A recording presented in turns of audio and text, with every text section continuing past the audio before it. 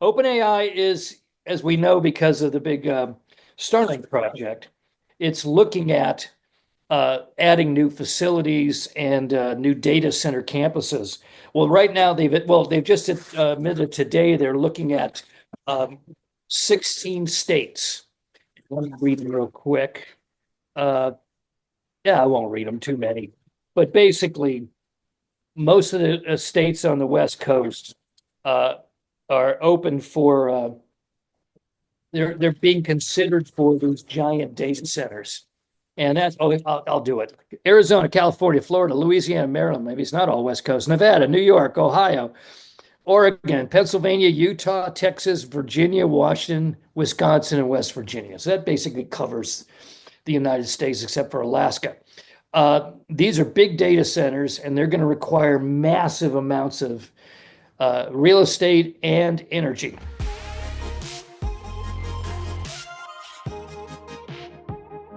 Hi, and welcome to the Silicon Insider podcast. Hey, Scott, Hello, Michael. what story today? We had done a story today, actually, you'll like this one, on how, the Democrats have been criticized for not pushing back on everything Elon Musk is doing in government with his Doge and Right. everything. One person who has is Silicon Valley's own representative, Congressman Khanna, very tech savvy. His district is full of techies. And he pushed back saying on Twitter that Musk is violating the Constitution. And Musk wrote back with quite the playground, crude insult. And so now it's back and forth with, Now it's war. yeah, and on a very low level, but it's one of those medium is the message things. And Yeah, Musk owns the medium, right? So there you go. right.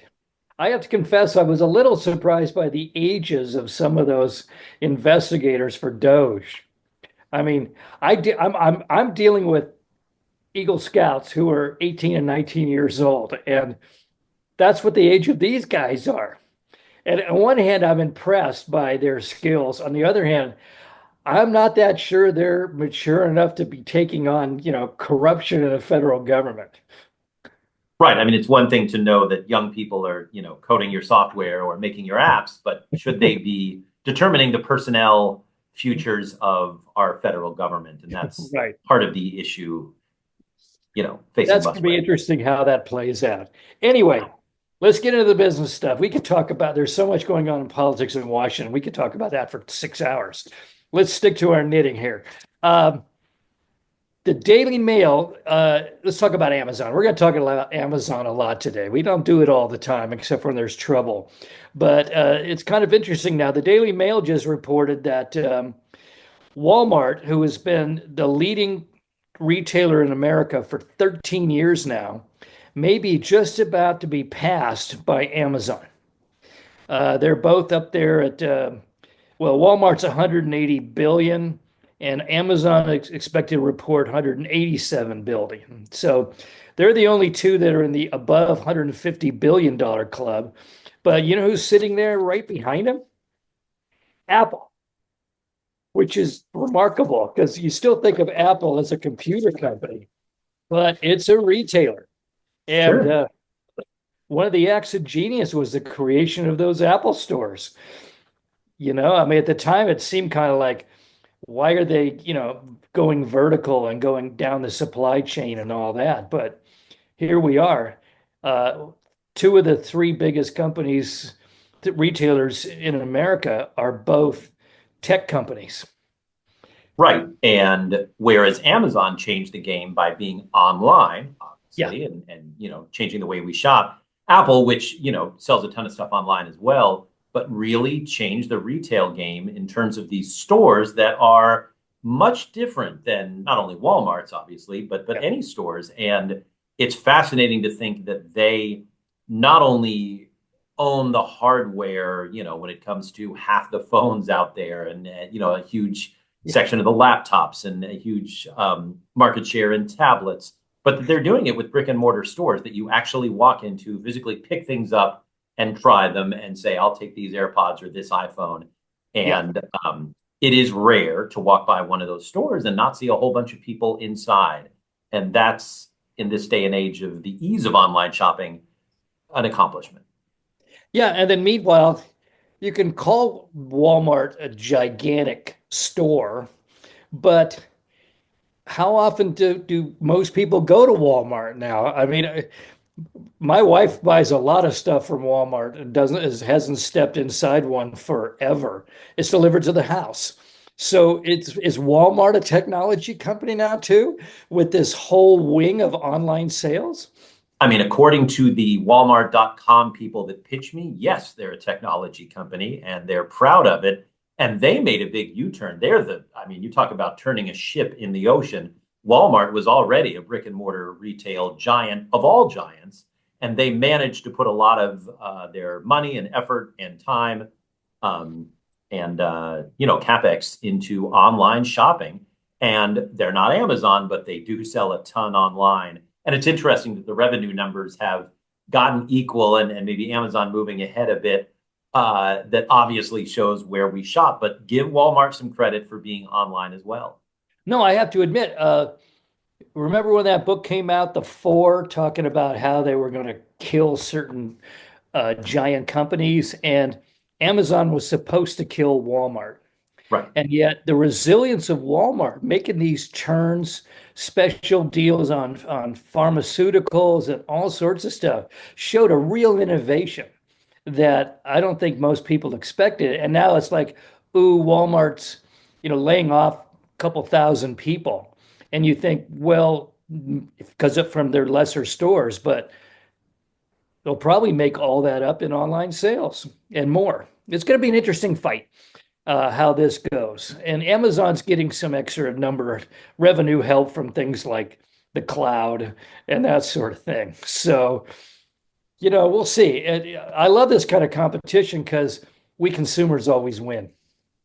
Right. I mean, whether you step into a Walmart or go on Walmart.com or check out Amazon.com, we are overwhelmed with choices in the retail world and things to shop and the one click of it all. And it's far too easy, and we have far too much stuff. Um, Yeah, but you you know, love throw it. You love it throw though. Apple in there and all the tech stuff we have. But right, it has just become so easy, and that's why these companies have these gigantic revenue numbers every quarter and every year. I mean, the numbers are staggering. Yeah. Yeah, and you complain about, Amazon's closing all the bookstores and all that, but then you sit here in Silicon Valley when we're being inundated by rain, and all you have to do is click, and some poor guy drives up in a truck 48 hours later and runs through the rain to your porch. You gotta like that. Well, yeah, I mean, I love a good bookstore though, and I miss them. I Oh, I miss miss. bookstores like crazy. I write books. I really miss bookstores, but it's like that South Park episode where they really resent the arrival of Walmart, then they walk in and everything's a third the price of their local stores, and they can't help themselves. They're buying everything in sight. And I kind of feel that way sometimes too. Right. I mean, that's the American experience is these giant stores getting rid of the little stores because they make much more stuff at much lower prices. And that's where we are. And That's what we are. yeah. But everything comes around. You know that. We've seen enough times here in the Valley. Anyway, having said all that about the good news about Amazon, I should note that they beat their numbers on the street this week, but then they had the predictions call with the analysts, and the analysts came away saying Amazon's near future looks soft, and they kind of smacked the stock uh, by quite a bit. It was what, several percent. So is Amazon heading for a slowdown?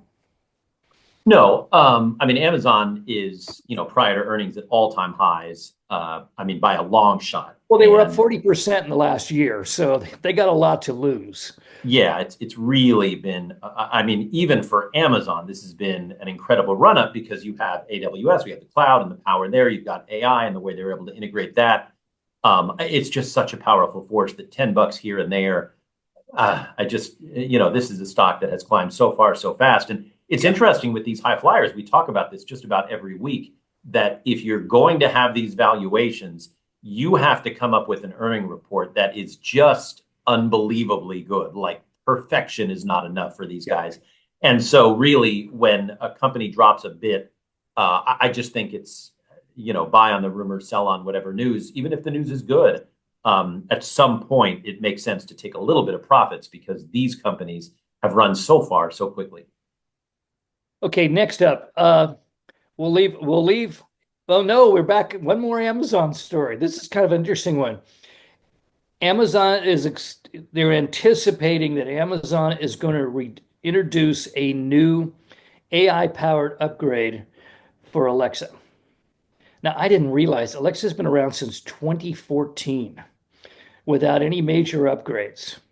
And it looks like the new Alexa will be enable you to ask it different things, different tasks, multiple things. It's all at the same time. It'll handle all that kind of stuff thanks to AI. And it's interesting. Apparently, it's probably going to be introduced in February 22nd, 26th, uh, by their Amazon's devices and services team. Meanwhile, there's rumors that Apple is going to start upgrading its personal communication device to actually begin to. We saw glimpses at CES, be able to run home appliances and that sort of thing.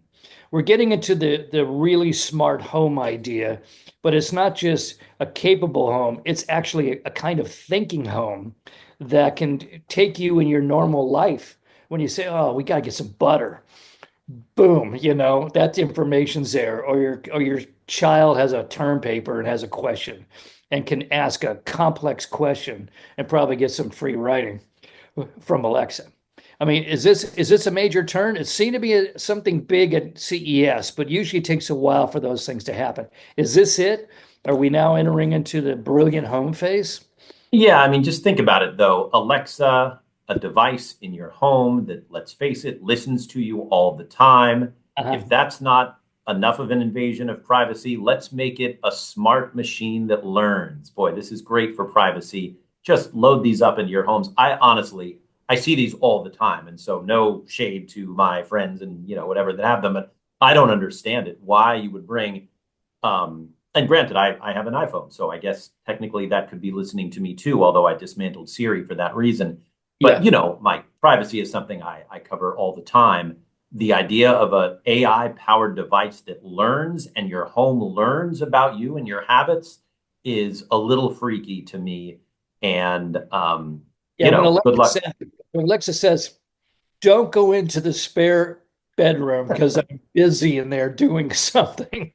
Right. Yeah, I've seen we've that horror talked movie about several how times. chilling this kind of is since it was for years now. The ability to overhear your neighbors, pick up on if you have a fight with your child or your spouse, or you're confessing to some illicit activity, is it going to bust you? Yeah, maybe in the future, you may open a refrigerator and see all sorts of food that you didn't even think about, and it's decided to get it for you. You know, Exactly. yeah, If the machine tells you don't enter the guest room, we've seen that movie. Don't go in the guest room. yeah. Don't go in the basement. Alexa's gotten smarter. Yeah. So, well, we'll see. I really think that's not, we can't stop it. I mean, there's some incredible number, tens of millions. I saw it a little while ago. Aren't there like 50 million Alexas in use in the United States? I mean, we're starting to get a serious percentage of the entire population. Right. And Uh, yeah, but look, I don't know what to tell you. Like, these are machines that learn, that are smart, that collect data, and you're just putting them right there in your front room. front room. Don't expect any privacy. Know that Amazon is going to know everything about you and your family and your habits.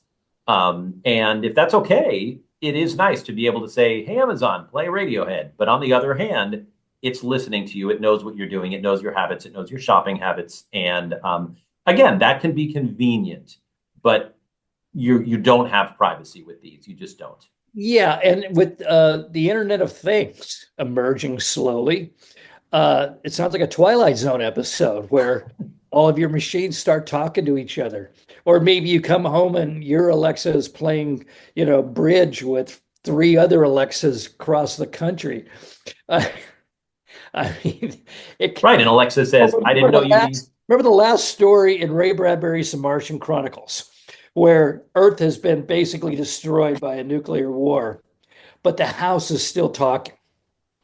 And yeah, uh, it seems a little bit of that right now. That could be our future where they don't need us anymore. No, you come home from a trip and Alexa says, well, I didn't expect you now. Goodness. By the Ooh, way, don't go into the basement. yeah, don't go in the basement. Okay.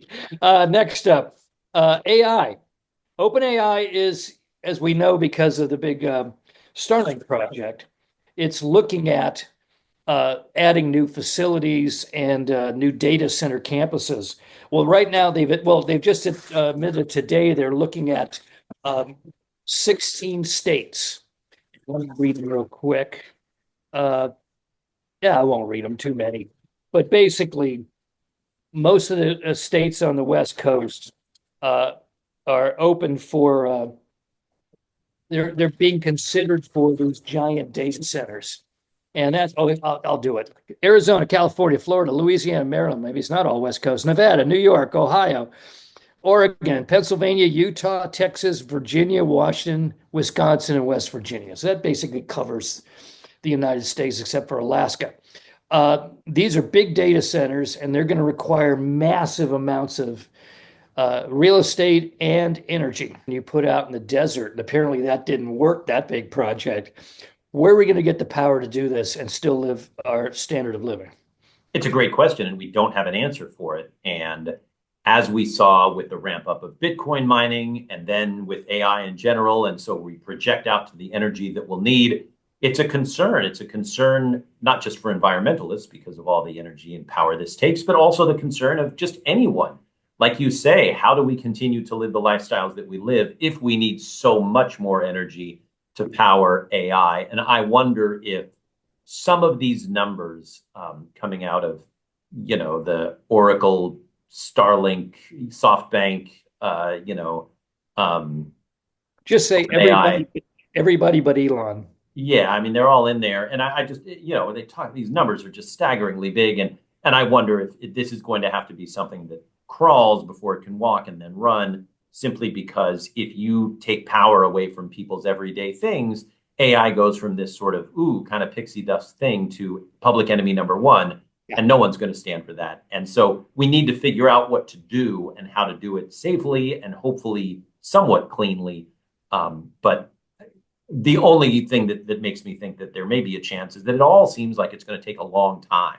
These things have to be built, which means they have to be permitted. They have to get through the regulatory process. It just feels like there's a lot to do. And think about what all these people involved must be saying when DeepSeek came out. And again, these were probably exaggerated, to say it was this fast and this cheap. But AI is now in kind of a different territory where we may not need all the money and all the computing power to do it well. And that's something that, was a cold splash of water on a lot of companies. But, if we just continue to spend like gangbusters, it may be wasteful. And that's an understatement. And I noticed we're getting a little dose of reality. Everybody was running around 2 weeks ago with their hair on fire about DeepSeek. And now it turns out, if you want to find out what DeepSeek's all about, just get on it and ask about Tiananmen Square. Right. Ask about the Uyghurs. It's not going to give you a right answer. So it's already been trained to censor and censor for the CCP. So all of a sudden all the market caps of these companies are going back up because DeepSeek may not be the giant killer it was reputed to be. So we're going to have this hysteria for a while every time something new is announced.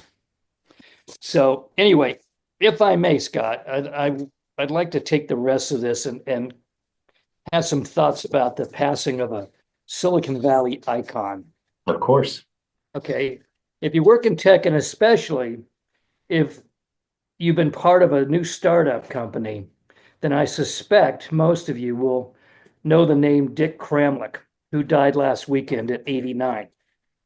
You can read his extensive obituary in the New York Times. And while Dick was a legendary venture capitalist and famous art collector, the Times got it right in its headline. The greatest thing about Dick was his humanity. In a place like Silicon Valley, known for hyper competition and aggressiveness, Dick Kramlich was a man of deep graciousness and humanity. In a business venture capital where most of your job is to tell people, no, we're not going to invest in your new company. Dick never let that news sting. Entrepreneurs went away feeling that Kramlich really did hope they would succeed, that they had met one of the last true gentlemen in the Valley, that he actually cared. And as co-founder of Mighty New Enterprise Associates, NEA, one of the earliest and still greatest venture capital firms, when Dick did make an investment, it was likely to change the world. The most famous of these, of course, was Apple Computer. But there were many others like 3Com, Silicon Graphics, and Juniper Networks.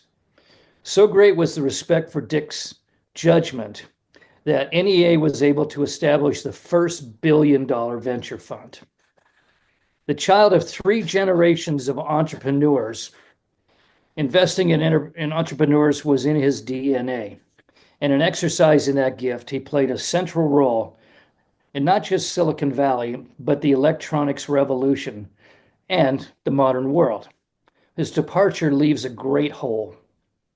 In his spare time, Dick and his wife, Pamela, built one of the world's greatest private collections of video and computer art. To say he would be missed is not enough. He belongs with Hewlett and Packard and Noyce, Moore, and Grove at Intel as giants of an older Silicon Valley that no longer exists. Like them, but uniquely himself, Dick Kramlich can never really be replaced. And that's it for this week. Scott, thanks. Thanks it for now, folks. You can find us on Spotify, Anchor, Google Podcasts, Apple Podcasts, and YouTube. You can see Scott on Facebook and X, and of course, almost every weeknight on NBC Bay Area. And you can hear me regularly on the BBC World Radio show Business Matters. We'll see you next week. Bye-bye.